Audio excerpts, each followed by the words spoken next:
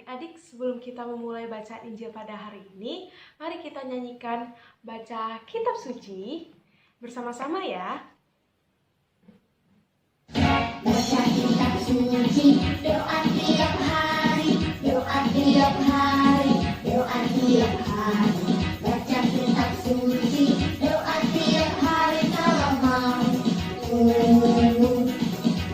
Kalau mau tumbuh, kalau mau tumbuh. Glory haleluya, baca kitab suci, doa tiap hari kalau mau tumbuh.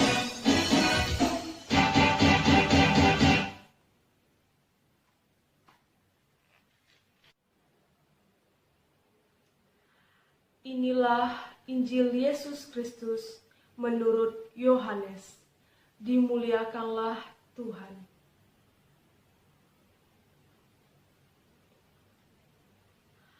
Ada seorang yang sedang sakit, namanya Lazarus. Ia tinggal di Betania, kampung Maria dan adiknya Marta. Maria ialah perempuan yang pernah meminyaki kaki Tuhan dengan minyak mur dan menyerkanya dengan rambutnya. Dan Lazarus yang sakit itu adalah saudaranya. Kedua perempuan itu mengirim kabar kepada Yesus, "Tuhan, dia yang kau kasihi sakit." Ketika Yesus mendengar kabar itu, ia berkata, "Penyakit itu tidak akan membawa kematian, tetapi akan menyatakan kemuliaan Allah, sebab oleh penyakit itu anak Allah akan dimuliakan." Yesus memang mengasihi Marta dan kakaknya dan Lazarus. Namun setelah didengarnya bahwa Lazarus sakit, ia sengaja tinggal 2 hari lagi di tempat di mana ia berada. Tetapi sesudah itu ia berkata kepada murid-muridnya, "Mari kita kembali lagi ke Yudea." Murid-murid itu berkata kepadanya, "Rabi, baru-baru ini orang-orang Yahudi mencoba melempari engkau. Masih maukah engkau kembali ke sana?" Jawab Yesus, "Bukankah ada 12 jam dalam satu hari? Siapa yang berjalan pada siang hari, kakinya tidak terantuk, karena ia melihat terang dunia ini. Tetapi jikalau seorang berjalan pada malam hari, kakinya terantuk, karena terang tidak ada di dalam dirinya." Demikianlah perkataannya, dan sesudah itu ia berkata kepada mereka, "Lazarus, saudara kita, telah tertidur. Tetapi aku pergi ke sana untuk membangunkan dia dari tidurnya." Maka kata murid-murid itu kepadanya, "Tuhan, jikalau ia tertidur, ia akan sembuh." Tetapi maksud Yesus ialah tertidur dalam arti mati. Sedangkan sangka mereka, Yesus berkata tentang tertidur dalam arti biasa. Karena itu, Yesus berkata dengan terus terang, "Lazarus sudah mati. Tetapi syukurlah aku tidak hadir pada waktu itu, sebab demikian lebih baik bagimu, supaya kamu dapat belajar percaya. Marilah kita pergi sekarang kepadanya." Lalu Thomas yang disebut Didimus berkata kepada teman-temannya, yaitu murid-murid yang lain, "Marilah kita pergi juga untuk mati bersama-sama dengan dia." Maka ketika Yesus tiba, didapatinya Lazarus telah 4 hari berbaring di dalam kubur. Betania terletak dekat Yerusalem, kira-kira 2 mil jauhnya. Di situ banyak orang Yahudi telah datang kepada Marta dan Maria untuk menghibur mereka berhubung dengan kematian saudaranya. Ketika Marta mendengar bahwa Yesus datang, ia pergi mendapatkannya, tetapi Maria tinggal di rumah. Maka kata Marta kepada Yesus, "Tuhan, sekiranya Engkau ada di sini, saudaraku pasti tidak mati. Tetapi sekarang aku pun tahu bahwa Allah akan memberi kepadamu segala sesuatu yang engkau minta kepadanya." Kata Yesus kepada Marta, "Saudaramu akan bangkit." Kata Marta kepadanya, "Aku tahu bahwa ia akan bangkit pada waktu orang-orang bangkit pada akhir zaman." Jawab Yesus, "Akulah kebangkitan dan hidup. Barang siapa percaya kepadaku, ia akan hidup walaupun ia sudah mati. Dan setiap orang yang hidup dan yang percaya kepadaku tidak akan mati selama-lamanya. Percayakah engkau akan hal ini?" Jawab Marta, "Ya Tuhan, aku percaya bahwa Engkaulah Mesias, Anak Allah, Dia yang akan datang ke dalam dunia." Dan sesudah berkata demikian, ia pergi memanggil saudaranya Maria dan berbisik kepadanya, "Guru ada di sana dan ia memanggil engkau." Mendengar itu, Maria segera bangkit, lalu pergi mendapatkan Yesus.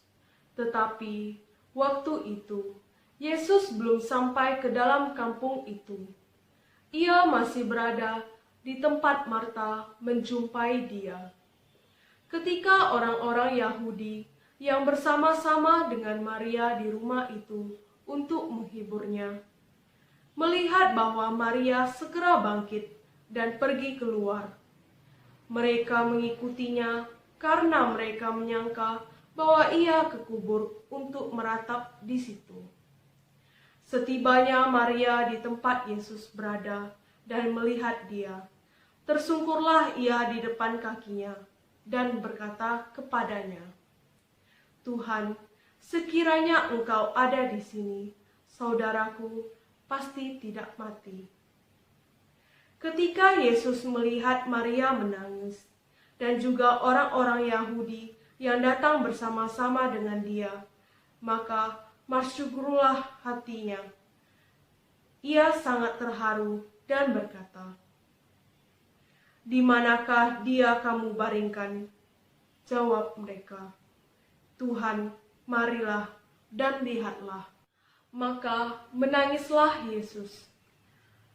Kata orang-orang Yahudi, "Lihatlah betapa kasihnya kepadanya." Tetapi beberapa orang di antaranya berkata, "Ia memelekkan mata orang buta. Tidak sanggupkah ia bertindak sehingga orang ini tidak mati?" Maka masyhurlah pula hati Yesus.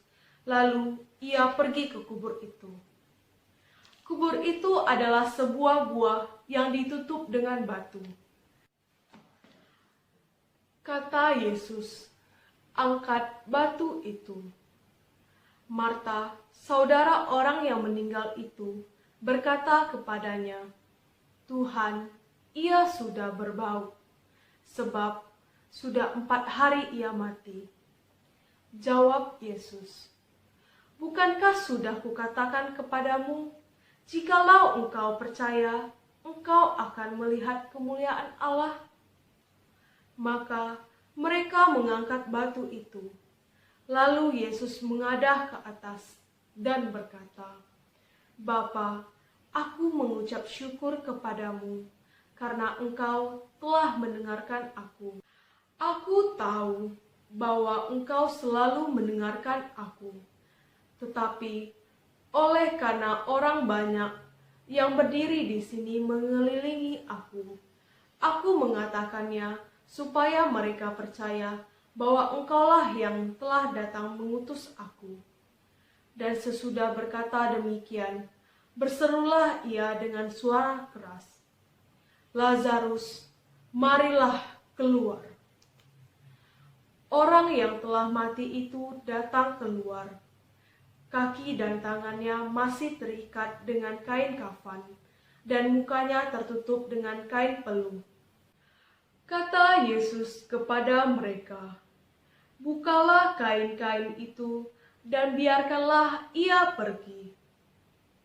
Banyak di antara orang-orang Yahudi yang datang melawat Maria dan yang menyaksikan sendiri apa yang telah dibuat Yesus, percaya kepadanya. Demikianlah Injil Tuhan. Terpujilah Kristus. Nah, adik-adik, pada minggu lalu kita telah mendengar bahwa Yesus telah mengadakan mukjizat menyembuhkan orang buta. Orang buta dapat melihat kembali karena ia telah percaya akan kuasa Allah yang menyembuhkan.